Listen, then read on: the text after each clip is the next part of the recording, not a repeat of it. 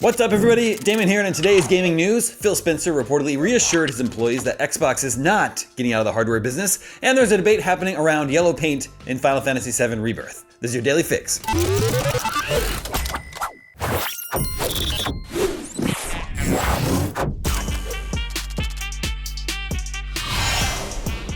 Amid increasing speculation about the future of Xbox, its exclusives, and even its status as a hardware manufacturer, Phil Spencer reportedly told employees last week that it has no plans to stop making consoles. Reporter Shannon Liao said in her weekly Substack industry newsletter that Spencer moved to reassure staff during an all-hands meeting on Tuesday.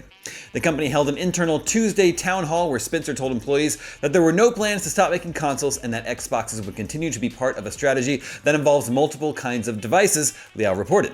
Microsoft is yet to comment. The report has come at a time of concern for the Xbox brand, with various articles indicating recent first-party games are going multi-platform, and Microsoft is ready to ditch physical media completely. Some have even wondered whether Microsoft will exit the console business, but this report suggests Xbox is here to stay.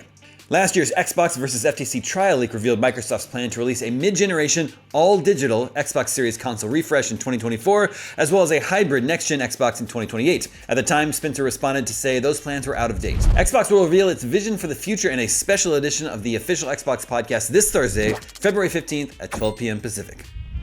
Moving on, with the Final Fantasy VII Rebirth demo in full swing, players are enjoying getting to grips with Cloud, Tifa, Aerith, and company in this PlayStation 5 remake of one of the most beloved role-playing games of all time. But it has also sparked yet another debate about the ways video games help players work out where to go, this time via yellow paint. If you've been playing Final Fantasy VII Rebirth, you'll have seen it. Color-coded paint that signals the parts of the environment that can be climbed. The debate in summary. Some people don't like how in-your-face this hand-holding is in Final Fantasy VII Remake, and indeed modern video games in general. Others, however, point out that it can be helpful and is an important accessibility feature. When someone wrote on Twitter that the yellow paint virus had infected Final Fantasy VII, gaming accessibility consultant and blind gamer himself, Steve Saylor, pointed out, while the yellow paint on climbable ledges wasn't designed with disabled players in mind, it has helped people with low vision or who are cognitively disabled to see at higher contrast and recognize where they should go.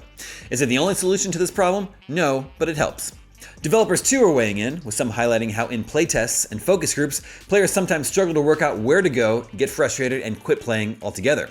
Because of this, somewhat obvious and sometimes unrealistic visual cues are needed to help point players in the right direction. Others point out that video games have featured visual clues for exploration and progression for decades now. Digital Foundry's John Linneman shared that even the original Final Fantasy VII included visual aids of its own. If all this sounds familiar, that's because we've been here before, perhaps most notably with the Resident Evil 4 remake last year. When Capcom's superb remake arrived, a similar debate was had about the rights and wrongs of yellow paint plastered over climbable ladders.